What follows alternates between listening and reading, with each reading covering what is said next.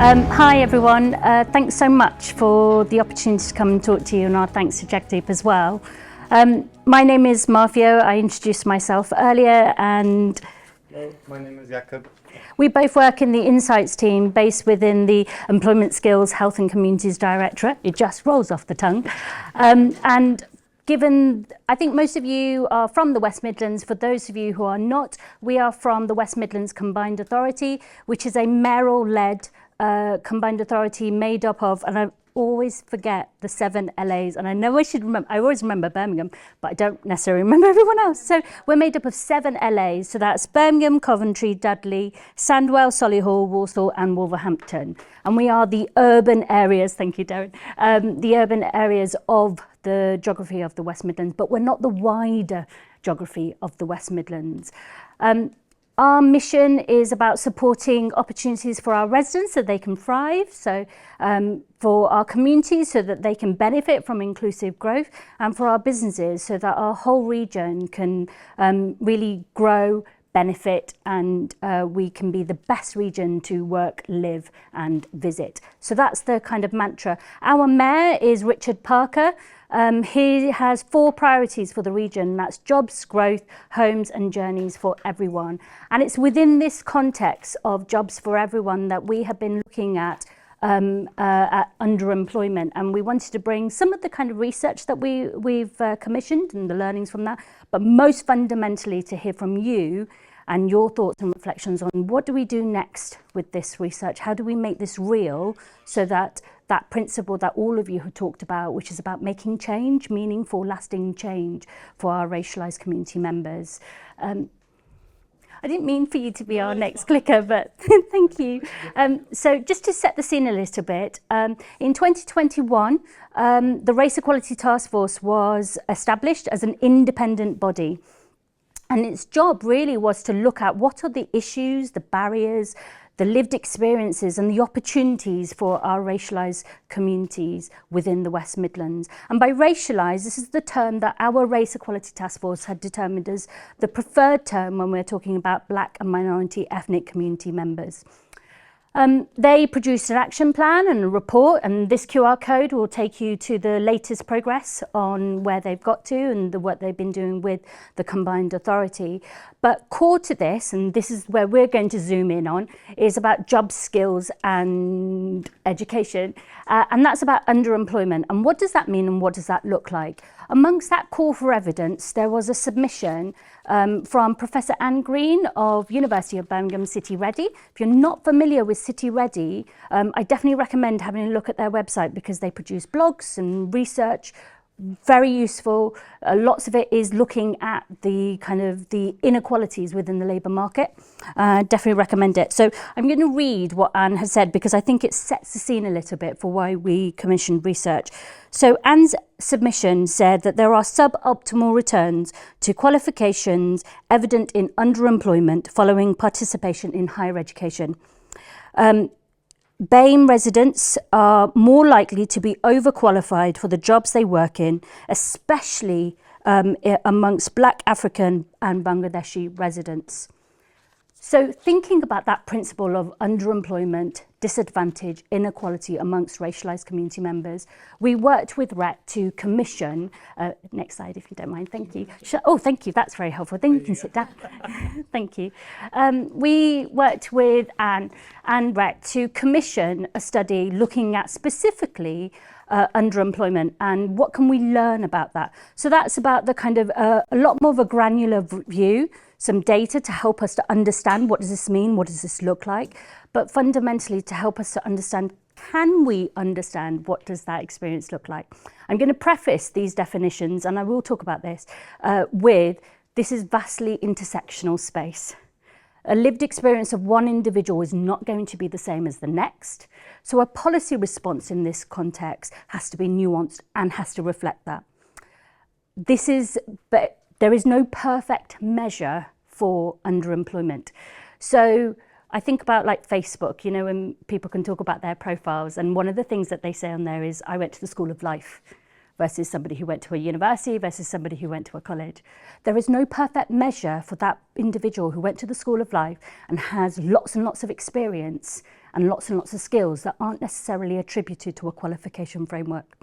So it's in that context that I talk about these definitions and what we look to do. Now, this research was about us helping us to understand who is overqualified for the job that they're doing. And in that context, there are two definitions. One is you can look at who's working but not working full-time.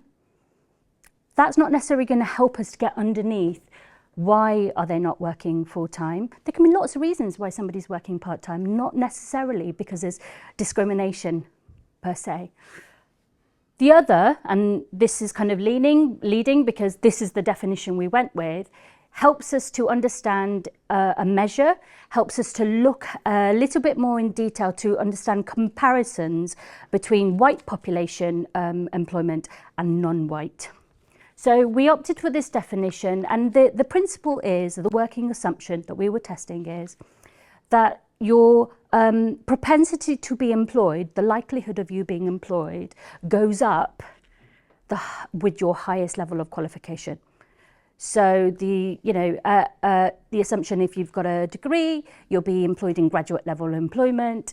If you've got a level 3 qualification, you'll be employed accordingly. That was the principle that we were looking to test. And so we used that, I say we, I can't take any of the credit, and did this with the University of Warwick Institute of Employment Research, another body I would recommend you look at. Their evidence base is excellent. They looked at the annual population survey to help them understand what are the qualification levels of different ethnic minority groups compared to the level of highest level of attainment, and then compared it to white population to help them to understand, is there a discrepancy within that? I think some of this will probably come as no surprise to you, because I think underemployment is a generalism that we all can see and understand, and it's a generalism that also applies to women, for example, within the labour market. But Anne's research helped us to understand that yes, there is a labour market discrepancy. There are differences between different ethnic groups. So, for example, and we don't know the answer for this or why this is the case, those who identified as Indian ethnicity, they tended to have higher levels of employment compared to white peers, but also in the principle of under versus overemployment, they were not as disadvantaged as other groups. We're not sure why, but when Anne and David looked at the data, they did find the same things, which are those of Black heritage, Black African, Black Caribbean, those are Bangladeshi and those are Pakistani heritage, were particularly disadvantaged within the labour market. I should say, and you'll see some stats in a moment, those from travelling communities and Gypsy Roma were also especially disadvantaged within the labour market.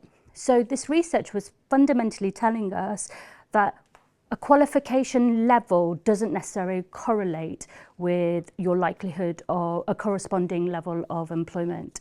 And we really wanted to be able to understand that, in part because if we're to grow as a nation, as a region, as a nation, we really have to tackle underemployment. We really have to get underneath that and understand why does that happen. 45% of the West Midlands population is classed as diverse. So that is a massive pool of untapped talent that we are not utilising as a region and being able to support in terms of economic growth. And so here are some of the numbers. This is unpublished data, so we will publish it, but we want to use your kind of input and advice to help us with what we publish. So this shows discrepancies even down to gender level, but those, and I appreciate it might not be very clear as it comes out, there are discrepancies even within female to male, but more particularly when we look at specific ethnic groups, there are discrepancies too. And Anne and David's research was looking in comparison to white peers. This is looking at differences by place. So those that have no minuses, positive overemployment, those with minuses are underemployment. We can see that there's been a change, but not a significant change. There is still underemployment within the labour market. Pre-pandemic, and it's weird to be talking about pre-pandemic and pandemic, but there was about 14% differential. Post-pandemic, you can see it's gone down by nearly 6%. So we can see that also tracking in the labour market statistics. So when we look at the kind of employment, unemployment, we can see that that gap between white peers and non-white is closing, but it's not closing at the rate that will enable us to be able to tackle this issue. There is an undercurrent and a challenge within this space. So this is not Anne's data. This is from the APS, the Annual Population Survey, but it's Jakob actually who did this analysis, correlating to another level. So, for example, we were thinking to be able to tackle underemployment and support employers, let's look at the diversity of senior leaders and leaders within employment to help us understand, is there particular places where we can see leadership diversity? And this data suggests not. So there is a very marked difference between not just the employment rate and the unemployment rate, but if you look at the gaps for those who are in senior positions or managerial positions who are white and those who are non-white, you can see there is a significant differential in that space. So one way in which we as a combined authority might look to support and in this space would be supporting businesses with leadership and management training, so that they can also think about the diversity of their workforce and think about how they are actively supporting the promotion and progression of their diverse staff. So that might be one way. And in fact, with the University of Wolverhampton, we are working with them on a leadership and management offer to support exactly that. Anne talked about ways in which these things can be a what works kind of principle. And a lot of these principles would apply to anyone, really, any member or any group, because the general principle is about a good place to work, a supportive environment, thinking about your talent pipeline, thinking about how you outreach to schools and colleges to show the diversity of your sector, of your industry, of your business and your culture. But Anne was saying things like, look at the diversity of your workforce and actively set a goal to diversify. Look at the senior level buy-in to be able to support that. So that runs through not only to recruitment, but also the culture, the training, the kind of offer and support. Think about the mentoring and coaching offer for your diverse staff to be able to support them. And these are principles that are good working principles anyway. We would like that from our employer.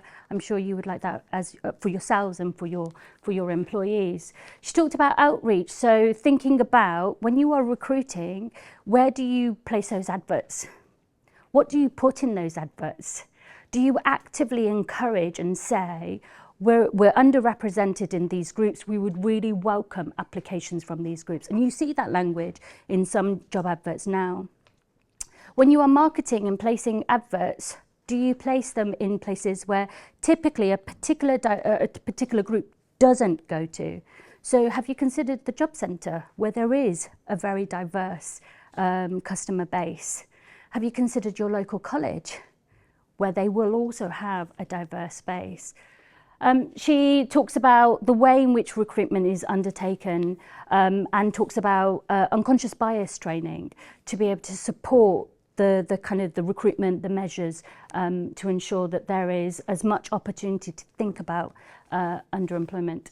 And then lastly about flexibility. And again, flexibility is a principle that applies in any workplace.